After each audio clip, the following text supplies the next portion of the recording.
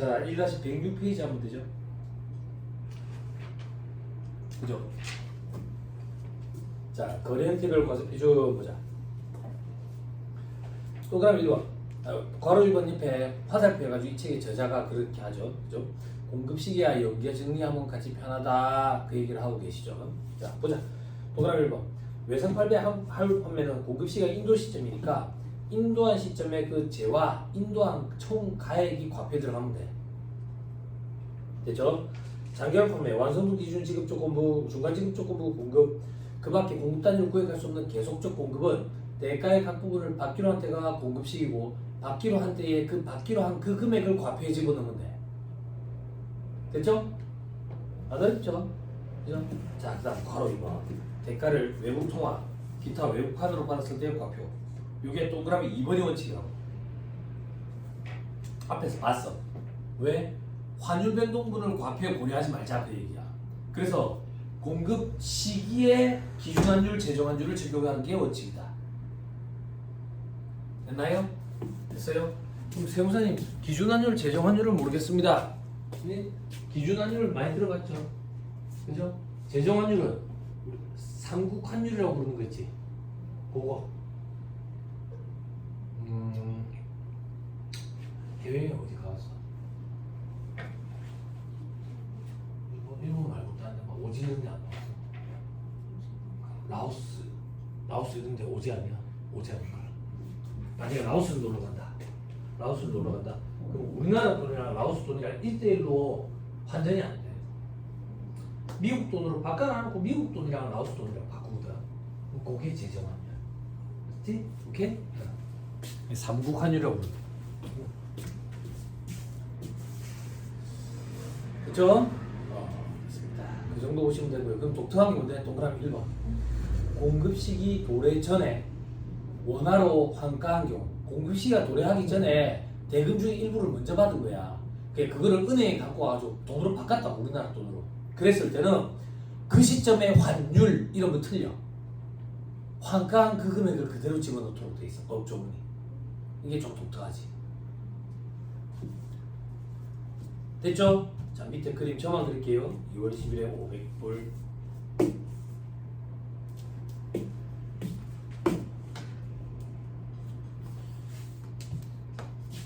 자, 2월 10일에 500불짜리를 팔아요.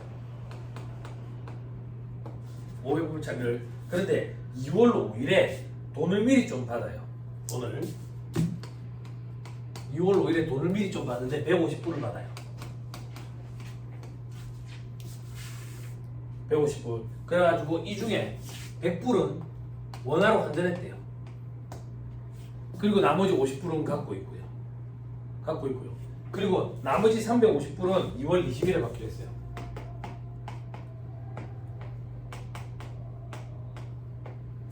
이렇게 하기로 했다고. 자, 원달러 환율 조금만 써볼게. 1,000원, 1,200원, 1,400원 너무 옛날이다. 1,500원으로 시작해야 될 판인데 지금. 너무 비싸다. 1,000원, 1,200원, 1,400원.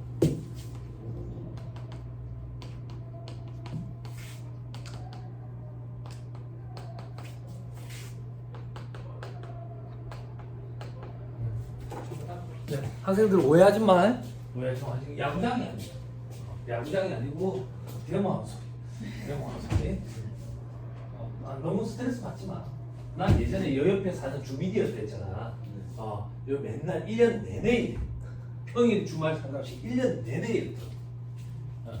그래서 여 옆에 아파트에 사시는 분들이 뷰가 조망이 좋은데 사시는 분들도 조망권을 잃어버린 거나 마찬가지야. 조망이 되게 좋아요. 시청 공원을 딱 바라보고 창문을 딱 열면 데모를 하고 있는 거지.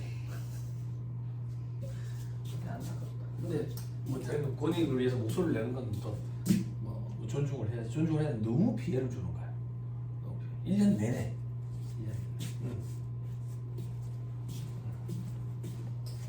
자, 그래서 책 봐보세요.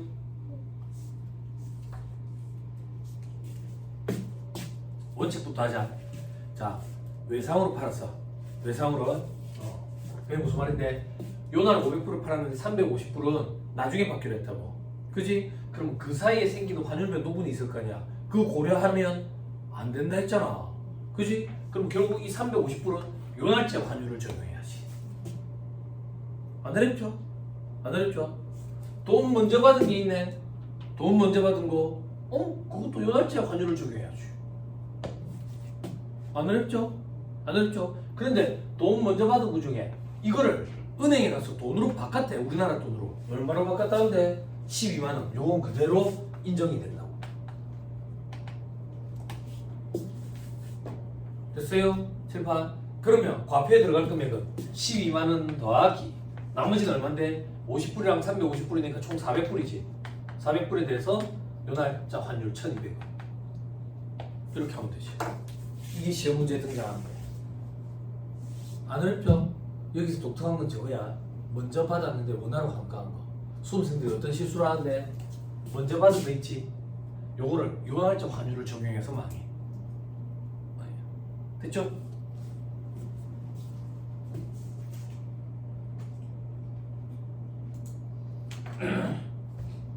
됐나요?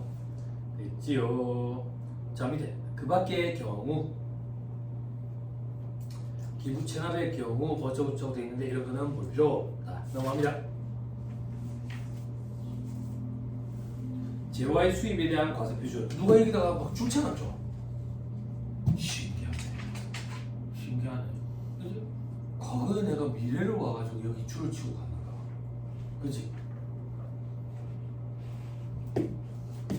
알 수 있습니다. 자, 수입 재화의 과세표준을 냈죠. 세관장이 징수한다. 나왔다. 개별 서비스 출세, 교통에너지 환경세, 교육세, 녹두세. 제가 아까 뭐랬어? 간접세와 그 부가세가 나온 건 다 포함한다 해서 부가세법에서는. 그럼 앞에 것만 공부하면 되겠네. 과세표준. 이때 과세표준은 수입 재화의 과세표준이니까 세관장의 과세표준이야. 세관장은 관세, 과세가격에 관세를 더하고 개별 서비스세, 주세, 교통에너지 환경세, 교육세, 녹두세를 다 더한다.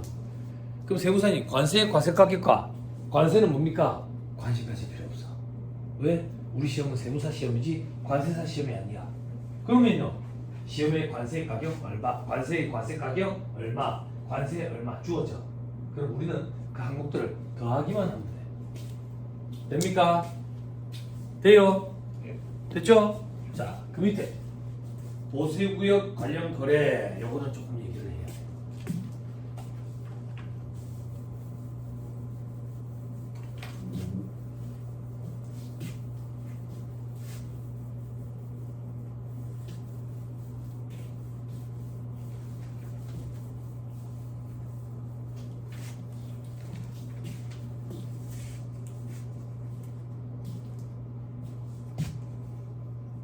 자, 책 봐보세요. 국외, 국내, 국에서 국내 보세구역 내로 들어와. 이건 재화의 수입이 아니랬어. 그지? 보세구역 내에서 보세구역 밖으로 나갈 때가 재화의 수입이랬어. 자, 책에 있는 거 한 개씩 클리어한다. 보세구역 내에 A, B 사이에 공급이 일어나. 자, A가 B한테 팔았대. B가 A한테 팔았대. 이거 다 재화의 공급이야. 됐죠? 됐죠? 그 다음 보세구역 밖에 D가 있어요. 보세구역 밖에 D가 있는데 D가 보세구역 안에 B한테 팔았어요. 요것도 재화의 공급이야. 됐어요? 그럼 한 개, 나머지 한 개만 할게. 한 개가 뭔데? 잘 봐. 보세구역 안에 A가 보세구역 밖에 C한테 재화를 공급하는 거야. 돈을 받고 물건을 팔았지. 그래 재화의 공급이라고. 그치? 그런데 여러분들이 여기다가 점성 그어놨지. 그래 뭐라고 써놨어 위에? 통과 시점. 또 같은 말로 수입 신고 수리 시점. 그러면 이 점선을 건너 통과하면 우리는 재화의 수입이 이루어지는 거잖아. 즉 이 거래라는 얘기는 보세구역 내에 A가 보세구역 밖에 C한테 공급하는 이 거래는 재화의 공급과 재화의 수입이 하나로 믹스된 거래야. 그럼 시험에는 뭐가 나오는데? 이 경우에 재화의 수입과 재화의 공급 두 가지가 믹스된 거래잖아. 재화의 수입은 세관장이 과세한다고. 재화의 공급은 A가 거래징수 할 거예요.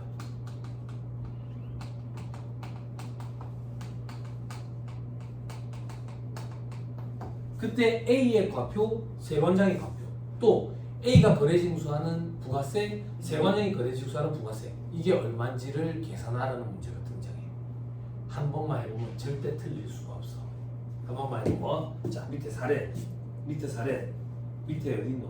저 밑에 박스 3번 사례. 저 위를 봐야 되겠네. 괄호 이번에 박스 보세요. 괄호 이번에 박스 보면 A에서 C한테 갈 때 고급가액이 700이래. 그때 수익 제화의 과표는 500이래. 500. 7번. 여기서 여기로 갈 때 과표가 700이래. 근데 제화의 수입에 대한 과표가 500이래. 그럼 제화의 공급에 대한 과표는 얼마겠어?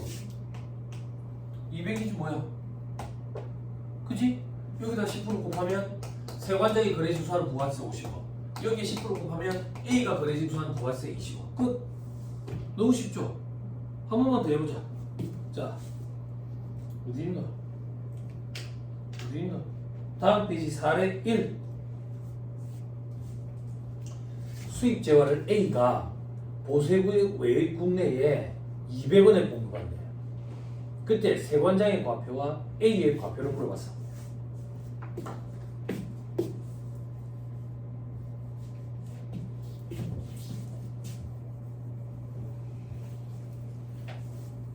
자, 세관장의 과표부터 계산하자. 세관장의 과표는 관세의 과세가격, 관세, 개별 서비스, 주세, 교통에너지, 환경세, 교육세, 노동세 다 다른댔지. 여기 보자. 관세의 과세가격이 있네, 관세 있네, 개별 서비스세까지만 있네. 요것만 더하면 되겠네. 그럼 얼마? 150. 싫다. 이거 150. 그럼 나머지 50원이 A가 거래징수해야 되는 과표지. 부가세는 15원, 5원. 쉽죠? 자, 그 다음 출제 유형 2번 사례. A가 수입 재화를 보세구의 외의 국내 사업자인 C한테 공급하는데 300이래. 이때 관세의 과세 가격은 100이고 세관장이 거래징수한 부가세가 10이래. 7번.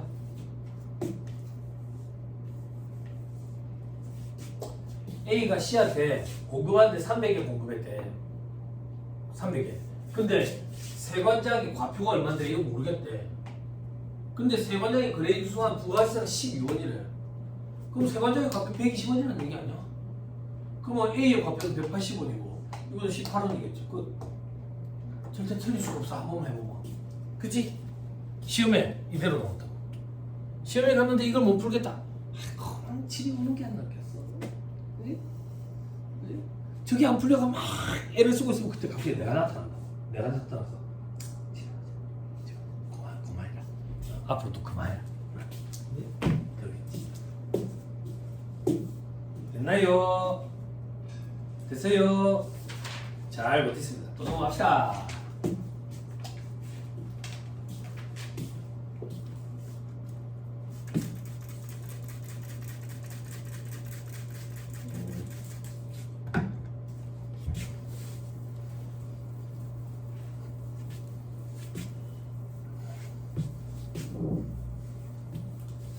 그거 봐요? 그거 아이유 나오는 드라마 봐? 그러면? 안 봐? 봐? 재미가 있어. 변호사 때문에 보는 거야? 왜?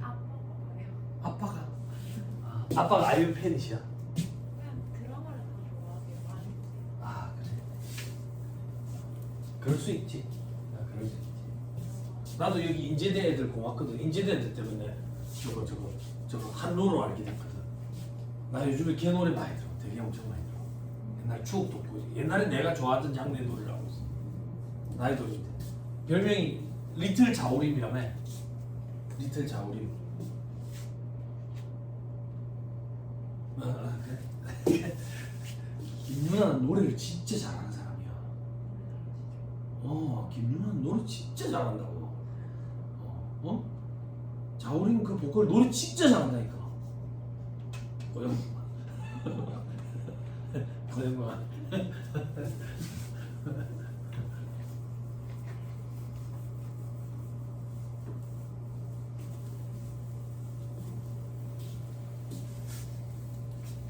아무튼 대단하더라. 나 노래 가사가 너무 참 좋더라. 노래 가사가. 근데 인터뷰하던 보니까 애가 좀 엉뚱하더만. 그럴 수 있지. 나이가 어리니까. 아니지. 그렇게 얘기하면 안 되지. 나이 많아도 그럴 수 있지. 그지? 나이 많아도 엉뚱할 수 있지. 응? 그지? 맞아. 자, 1-110페이지. 자, 이제 간주 공급의 과세 표준을 보자고요. 간주 공급의 과세 표준은 판매 목적 타사업자 받쳐 있고 위외의 경우가 있는데 위외의 경우가 원칙이야. 요거부터 볼 거라고요. 아까 얘기해줬지. 간주 공급의 과표를 뭘 했지 제가? 시가를 했지. 근데 엄밀히 얘기하면 두 개로 나눠야 돼. 두 개로. 어떻게 두 개로 나누는데? 삼각자산이냐 비삼각자산이냐. 비삼각자산은 삼각을 안 하는 재고자산이라고 생각하면 편해. 비삼각자산은 시가로 평가를 해. 과표에 시가를 집어넣는다. 간주공급인 경우에. 그러면 삼각자산은 어떻게 한대요? 삼각자산 잘 봐. 삼각자산은 간주시가라는 걸 집어넣어. 간주시가가 뭔데요? 말 그대로 간주 시가로 보겠다 그 얘기야. 시가로 보겠다. 그럼 어떤 걸 시가로 볼 건데? 계산산식이 주어져 세법에. 그 계산산식이 이렇게 생겼다. 취득가액 곱하기 1 마이너스 감가율에 경과된 과세기한 수. 이렇게 돼. 왜 이런데요? 잠깐 봐봐. 면세전용 가지고 갈게. 면세전용 기억나? 면세전용 처음에 과세 사업에 쓸 것처럼 사왔어. 그래갖고 면세 사업으로 돌리는 거지. 그지? 과세 사업에 쓸 것처럼 사가지고 매입세 공제를 받았다고요. 그지? 이걸 면세 사업에 쓰니까 애초에 공제받으면 안 되는 걸 공제받았기 때문에 이 시점에 추징하는 논리지. 근데 매출세액으로 추징하지. 매출세액으로 추징한다는 얘기는 공급이 있었다는 얘기인데 공급은 없었잖아. 그래서 공급으로 간주한다. 간주 공급. 공급 의제 이렇게 얘기한다지. 이게 면세전용이잖아. 들어봐봐. 지금 우리가 하고 싶어하는 거는 이 시점에 추징을 할 거야. 추징을 할 때 어떻게 추징하는데? 매출세액으로 추징하는 거지. 매출세액으로 추징한다는 얘기는 과표에 10% 곱해가지고 추징한다는 얘기잖아. 과표에 얼마를 넣을 거냐고. 물건 얼마짜리 샀는데 1,000만원짜리 사왔어. 그래서 부가세 공제 얼마 받았는데 100만원 받았어. 100만원. 요걸 추징할 거라며. 요걸 추징하려면 여기 과표에 1,000만원 넣으면 되잖아. 그지? 2,000만원이 뭔데? 취득가액이잖아. 취득가액. 수기야 어렵다고 하지 말라. 안 어렵지? 그치? 아 이름을 부르려니까 좀 어렵다. 우리 장모님 이름이 김수경님이시거든. 그러니까 내가 써놔놓고 순간 많이 듣던 이름인데 장모님 이름이더라고. 그래서 조심스럽다. 그치? 막 부르기가 참 그렇다. 그치? 꽃이 됐다 이름을 불러줘서. 그치? 아니야? 혼란스러워? 됐죠? 안 어렵죠? 그럼 세우사람 이건 뭔데요? 이거는 삼각자산이잖아. 삼각자산은 사용한 기간에 따른 감가율 정도는 좀 고려해주자 그 얘기야. 그럼 감가율은 어떻게 고려할 건데요? 감가율은 건물 구축물은 5%, 나머지 기타 유형자산은 25% 적용하지. 됐어요? 책이 다 있어. 그럼 이제 경과된 과세기한수 곱하면 되겠네. 이게 애매한 거야. 뭐가 애매한데? 잘 봐. 지금 2026년이지. 2026년 7월 1일에 간주 공급이 일어났대. 면세전용이. 근데 이 감가상각자산, 삼각자산을 언제 취득했냐면 2024년 7월 1일에 취득했다. 그럼 경과된 과세기한수는 우리 6개월 다니잖아. 6개월 다니니까 6개월 한 번, 두 번, 세 번, 네 번 계산하기 편하네. 그지? 근데 실제는 안 이런 거야. 실제는 어떤데요? 이거 10월 22일 취득했대. 이거 9월 28일 취득했대. 면세전용이 이루어졌대. 이래 되면 이제 경과된 과세기한수를 어떻게 계산할 거냐고. 6개월 단위로 딱 떨어지는 게 아닌데. 그렇잖아. 그래서 부가세법에 가정을 하도록 만들어놨어. 어떤 가정을 하냐면 과세기간 중에 취득했잖아. 그러면 과세기간 개시일에 취득한 걸로 가정해. 7월 1일에. 과세기간 중에 간주공급이 이루어졌잖아. 과세기간 개시일에 간주공급이 이루어진 걸로 가정해. 그래서 2024년 2기 1개, 2025년 1기, 2025년 2기, 2026년 1기 4개. 이렇게 경과된 과세기간 수를 계산을 해. 됐죠? 과세기간 중에 취득한 경우, 과세기간 개시일에 취득한 걸로 본다. 과세기간 중에 간주공급이 이루어진 경우, 과세기간 개시일에 이루어진 걸로 본다. 됐어요? 이렇게 해야 경과된 과세기간 수를 계산할 수 있으니까. 경과된 과세기간 수는 6개월 단위로 한 개씩. 되죠? 오케이, 됐습니다. 다시 돌아갑시다. 그래서 감가상각 자산은 취득가액 곱하기 1 감가율 경과된 과세기간 수를 곱한다. 됐죠? 그 밑에 별표시 1번 취득가액은 뭐냐? 취득가액은 매입세액을 공제받은 해당 재화의 취득가액으로 한다. 당연한 얘기지. 왜? 애초에 공제받으면 안 되는 걸 공제받았기 때문에 추징하는 논리였잖아. 그래서 애초에 매입세 공제를 안 받았대. 그러면 추징할 것도 없지. 그래서 공제받은 거에 한한다고. 그러다 보니까 어떤 일이 벌어지느냐? 옆에 화살표. 취득세는 매입세 공제받은 게 아니잖아. 그지? 그게 무슨 말인데? 여러분들 회계 시간에 유형자산 취득원가 계산할 때 유형자산, 사용 목적으로 보유하는 자산, 사용 가능한 상태에 이르기까지 발생한 모든 부대비용 가산하지. 그래서 취득세와 등록면허세 다 가산하잖아. 그지? 건물이 1,000만 원짜리야. 취득세가 400만 원이래. 그럼 1,400만 원이잖아. 취득가액이. 그렇지만 부가세 거기서 간주공급이 이루어질 때 취득가액은 1,000만 원만 넣어야 된다는 얘기야. 취득세 400에 대해서는 부가세를 낸 적이 없으니까. 이해되죠? 되죠? 오케이, 됐어. 자, 또 어떤 게 있는데, 현재 가치 할인 차금을 계산해도 명목가액을 해야 된다. 부가세법은 명목가액 평가 원칙이 됐지 아까. 예, 무조건 명목가액이다. 자, 밑에 감가율, 건물구 조물은 5%, 그 밖의 자산은 25%. 밑에 경과된 과세기간 수, 과세기간 개시일 후에 취득하거나 간주공급이 일어나면 개시일에 취득하거나 공급된 것으로 본다.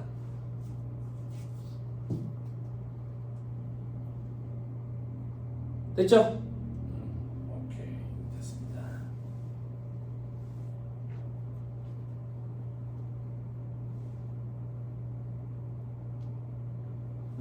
근데 조금만 더 구석진 것도 봅시다. 괄호 안에 과세기간 개시일 이후에 취득한 경우에는 실제로 사업에 사용됐나 이렇게 돼 있죠. 사놔놓고 안 쓰고 짱박아 놨다 그러면 안 된다 그 얘기예요. 그죠? 여러분들도 회계에 보면 감가상각자산 취득하자마자 사용만 시작했다 이렇게 얘기하거든. 그래야지 감가상각을 바로 해. 사놔놓고 창고에 짱박아두고 안 쓰고 있었으면 감가상각 개시 안 한다고. 그거랑 일맥상통하는 거다 이렇게 생각하면 돼. 예를 들어서 밑에 별표시 2025년 6월 20일에 취득했는데 9월 5일부터 사업에 사용했대. 그러면 개시은 1월 1일이 아니라 7월 1일부터 기산하겠다고.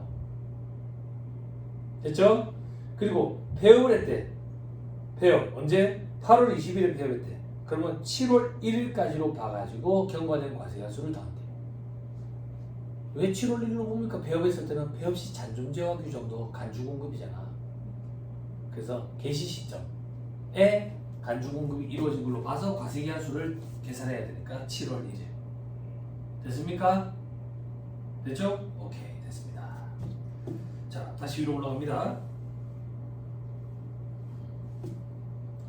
자, 이제 괄호 2번을 보세요. 감가상각 자산을 면세사업 등에 일부 전용한대. 일부 전용. 제가 한번 봐. 아직 조금 힘들 수가 있거든. 경영사업자를 공부 안 해서. 제가 한번 봐. 과세사업을 쓰다가 면세사업으로 돌려버렸잖아. 면세전용. 알고 봤더니 일부만 돌렸대. 일부만 돌렸다는 얘기는 과세사업에 쓰려고 사온 걸 면세사업에도 쓰고 과세사업에도 쓰는 거야. 지금 이런 상황이래. 그러면 우리는 면세 전용이라고 얘기하면서 간주공급으로 취급해서 애초에 매입세 공제받으면 안 되는 걸 받았기 때문에 추징하는 논리는 이 경우에만 생기는 논리라고. 요만큼만 발라내야 된다 그 얘기야. 그러면 얼마만큼을 과세사업에 쓰고 얼마만큼을 면세사업으로 돌렸는데 이걸 딱히 계산할 만한 방법은 없어. 그러면 뭘 가지고 이 비율을 뽑아내면 좀 합리적일까라고 생각을 했더니 그냥 공급가액 비율로 뽑아내자. 그게 대다수의 견해였다. 그래서 공급가액 비율로 안분 계산해. 그게 밑에 보면 바로 2번 산식에 그죠? 총분의 면세 공급가액. 됐나요? 됐어요? 칠판 봐봐. 요거에 해당하는 비율만 뽑아내고 싶어. 그럼 우리는 이렇게 하면 되는 거야. 여기에 총분의 면세 이렇게 하면 된다고. 그지? 그지? 총분의 면세 이렇게 하면 되는데 어떤 가액을 가지고 면세 비율을 뽑아낼 거냐 이게야. 그냥 공급가액 비율로 하자 그 얘기야. 그게 가장 합리적으로 보인다고. 그래서 총분의 면세 공급가액 비율로 안분해. 됐나요? 그러면 장사 하루 이틀 한 것도 아니고 계속 해오고 있는데 공급가액은 매년 발생하거든. 언제적 공급가액을 가지고 안분하는 게 좋겠냐 이거야. 달리 다른 방법이 없으니까 제일 합리적인 건 단기 공급가액이겠지. 단기 총분의 면세 공급가액 비율로 안분한다 이렇게 생각합니다.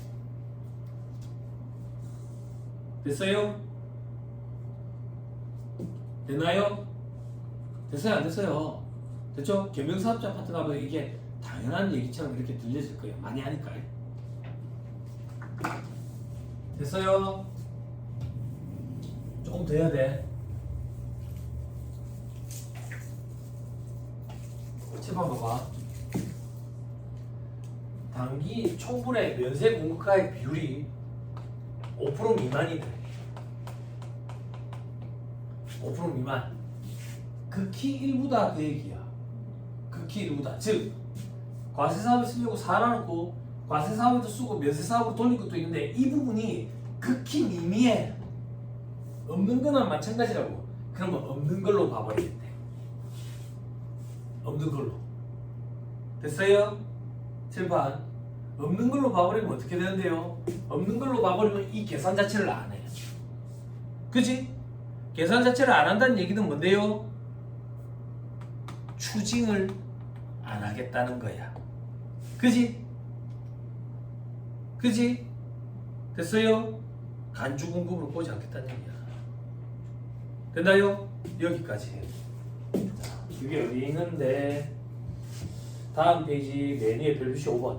총분의 면세 공급가액이 5% 미만이면 없는 것으로 본다.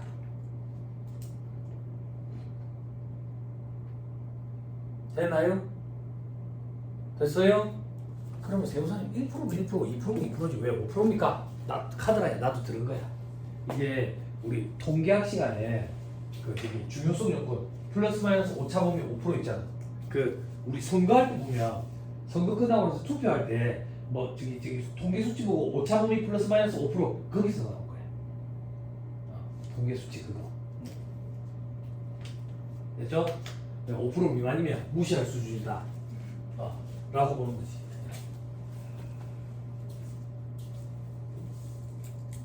됐죠?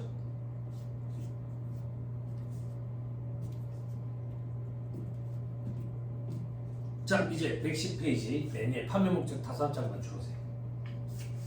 이것도 제가 그려드릴게. 뭐야, 졸린 거야? 응? 졸음이 오는 사람은 서서 들으면 돼요. 서서 들으면 졸음 달아나요. 서서 듣는 거 부끄러운 거 아니에요. 근데 이제 체력이 빨리 빠지지. 나중에 스스로 서서 많이 공부하게 돼. 학원에 이 수험생들 보면 저기 카운터 옆에 서서 많이 찍고 오잖아. 졸려서 그런 거거든. 나중에 객관식 반응 오시면 알겠대요. 수험생들 막 서서 듣다가 앉아서 듣다가 막 그런다고. 졸려가지고. 못자겠어. 보면은 충곤증이 있어가지고 아니야 의지박약이야. 의지는 있는데 졸린데요. 체력이 빠져서 그래. 체력이. 운동을 하든지 좋은 걸 먹든지. 근데 아직 시간이 많이 남았으니까 운동해도 돼. 하루에 2시간 정도 할애해도 된다. 운동하는데. 그래도 상관없어. 책 볼 시간도 없는데 운동을 하라고요? 피곤해 죽겠는데 운동을 하면 피로가 빨리 풀려. 그래서 그게 나아. 나한테 하는 소리 같네. 우리 아들 맨날 운동하러 맨날 아프다고 그러니까 몸이 아프다. 옛날에 운동 많이 했었는데 잘 안 된대. 내가 잔소리할 게 아니지. 자전거 타는 걸 좋아했어요. 비싼 자전거 막 옷 입고 그런 거 말고 돈이 없으니까 싸구려 중고 자전거 7, 8만 원짜리 사가지고 그냥 요 공부할 때 마음이 힘들고 그냥 타고 나가. 새벽 1시고 밤 11시고 그냥 공부하다가 마음이 힘들고 자전거 타고 막 달리는 거야. 그냥 광안리 바닷가까지 가서 반송해서. 그래 광안리 바닷가 가가지고 이제 그 모래사장에 좀 들어누워 있다가 새벽 1시에 아무도 내가 관심 없어. 가방 배낭에 신문지랑 저거 물 한 병 담아가. 내 얼굴을 가려야 되니까. 그래 들어누워가지고 신문지로 내 얼굴을 가리고 좀 들어누워 있다가 들어누워 있다가 그 저기 주머니에 돈이 좀 있으면 콩나물국밥 한 그릇 먹고 오고 그랬던 것 같아. 자전거를 엄청 탔던 것 같아. 마음이 힘들어가지고. 그게 운동이 좀 됐던 것 같아. 운동하셔야 돼요. 체력이 자꾸 빠진다고. 자 이제 판매용식 당사청을 주는 칠판 요거였죠. 공장, 직매장.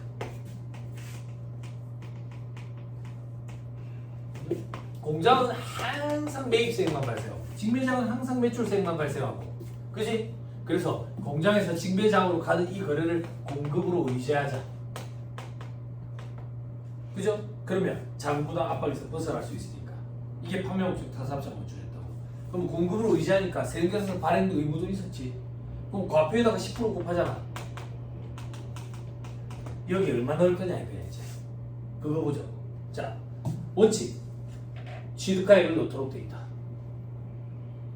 됐죠? 동그라미 2번 취득가액에 일정액을 더해서 공급하는 경우에는 일정액을 더한 금액 즉 공급가액이다. 들어봐봐. 조문 잘 이해해야 돼. 취득가액이 원칙이야. 근데 취득가액에 일정액을 더해서 공급하는 경우에는 공급가액이래. 그러면 취득가액과 공급가액 둘 다 주어지면 뭘 쓰란 얘기야? 공급가액 쓰란 얘기야. 법표현 잘 이해해야 돼. 취득가액이 원칙이야. 그런데 취득가액에 일정액을 더해서 공급하는 경우에는 공급가액이래. 둘 다 주어지면 공급가액이 우선하는 거야. 됐어요? 근데 수험생들이 어떤 실수를 많이 한대? 수험생들은 시가에 자꾸 실수한다. 시가 평가에 꽂혀가지고 그럼 망하는 거야. 됐죠? 취득가액이 원칙인데 취득가액에 일정액을 더해서 공급하는 경우에는 공급가액. 세 개 다 주어졌다. 그러면 공급가액이야. 시험에 꼭 세 개 다 주어져. 수험생들이 자꾸 시가를 넣고 싶어요.